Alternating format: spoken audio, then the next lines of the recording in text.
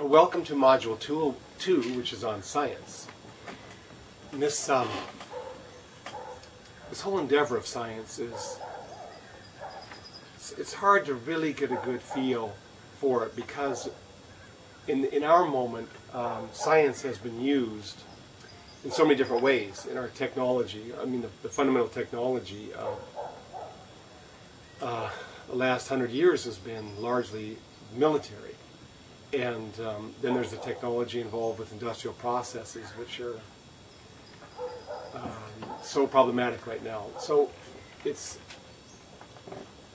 our hope here is to get a sense of science that is liberated from the distortions of our own modern period. So I thought my way of talking about this would be to look at, to begin to think about science as revelatory. And the word can cause problems, but I just want to talk about the nature of revelation in general, and then a return to how this pertains to science in particular. So if you look over the human experience, there are different ways in which humans come into a fundamental encounter with the real. And that fundamental encounter with the real is one way to talk about revelation. And the most ancient would be the cosmological, so-called cosmological, where humans, by their experience of storm or the experience of the sun or of rivers, they arrived at a fundamental orientation that was, in a real sense, life-determining. It determined not only their particular lives, but also the way in which they would organize themselves. And we see this alive very strongly in the remaining indigenous peoples of our planet. Then there are other modes of revelation, and one of the more common is that of a verbal revelation from a divine source. And so you have the prophets or the sages who have a sense of being chosen, and they're speaking out what is the really real, what is of ultimate importance. And the idea then would be that they are not really speaking. It's actually God or some vast entity speaking through them. But it was a way in which humans found authority. So if you had someone who convinced you that it was God speaking, this is revelatory. You paid special attention to this.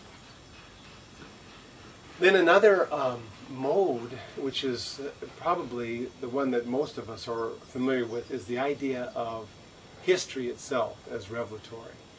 And this is very strongly developed by this tribe we call Hebrews, thousands of years ago. And it was a sense that in the actual events of history, more was taking place than just some humans moving from place to place. So we have the story of the Exodus. People were just in one spot, and then they got out and went to another spot. But in reflecting on it, they realized there's more going on here than just this movement of humans. Now, each of these would be distinct, these modes of revelation. Yet another one would be the mode of the depths of subjectivity, so that if you plunge deeply into human experience, you find there an encounter with the really real, the ultimate. And so the sense of the God within, or the deepest region of the self, which is actually the whole universe. Each of these modes of revelation have been developed by different cultures and throughout different times. And now we come to this whole endeavor we call science. Science is distinct from these in that it is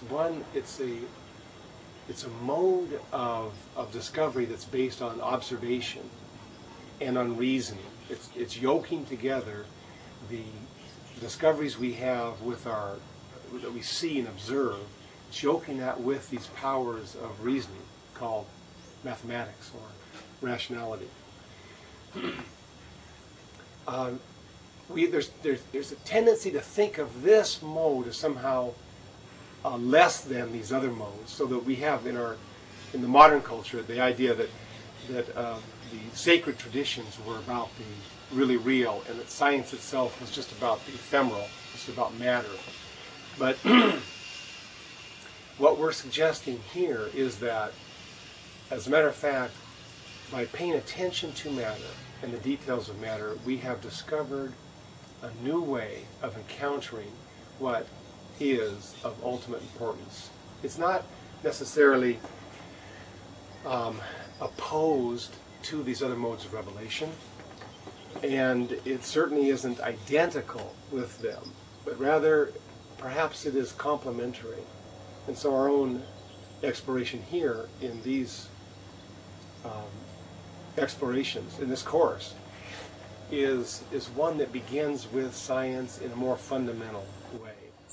Thomas Berry has an interesting way of talking about this. He says that science is the yoga of the West, so that the other cultures had various yogas. I talked about them, this yoga of interior penetration, or yoga of service to the world.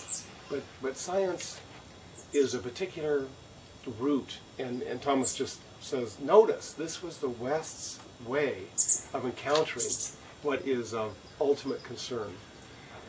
So that as you're studying these details, these theories, these facts of science, you might also keep in mind that these aren't just details or data. They are a way for what is real to be grasped, to be felt, to be apprehended. It's a particular way that is being developed by the West and increasingly by the planet as a whole. I had an amazing experience with this when I was back in New York and studying with Thomas Berry, and he had put me on to Pierre Teilhard de Chardin, this French paleontologist.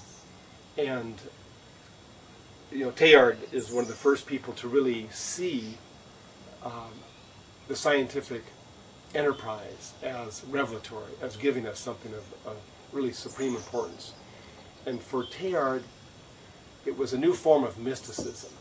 And so I knew that was Teilhard's opinion, and I was studying Teilhard's works, and I was learning them intellectually, but I had a great experience once. I was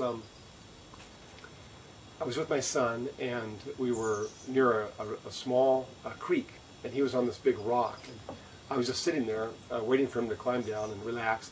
But in that moment, what I had been learning intellectually became alive experientially. So suddenly, it was as if the rock became molten, and it was as if my son became molten, and even all of the leaves of this deciduous forest, all of them became inflamed. I mean, they remained just the way they were in a certain sense, but at the same time, for just one moment, I got a sense of how the rock, my son, the leaves, all of it was suffused with fire, the fire from the beginning of time. And it was a thrilling experience. And I remember rushing back to see Thomas Berry the next day and trying to tell him how fantastic this experience was. And he was completely unimpressed, because he said this is the sort of thing that will happen on a regular basis as people move more deeply into the new story. It will be simply the way in which we begin to experience the universe, not as just these details that we're learning about the universe, but rather the universe coming alive with its own flame of self-realization. I had another person who taught me something I think is important about understanding science and its use for approaching the world. This is Emily Dickinson, and she's reflecting on the relationship between these two words, the supernatural and the natural. So sometimes we think of the supernatural as being religion and the natural as being science. And she's trying to find a way to go beyond that dualism. And she has a phrase that captures it entirely. The supernatural is the natural disclosed. Simply that. This word disclosed, I think, is so fascinating. To close something up, comes from the idea of a room being shut or a door being shut and fastened.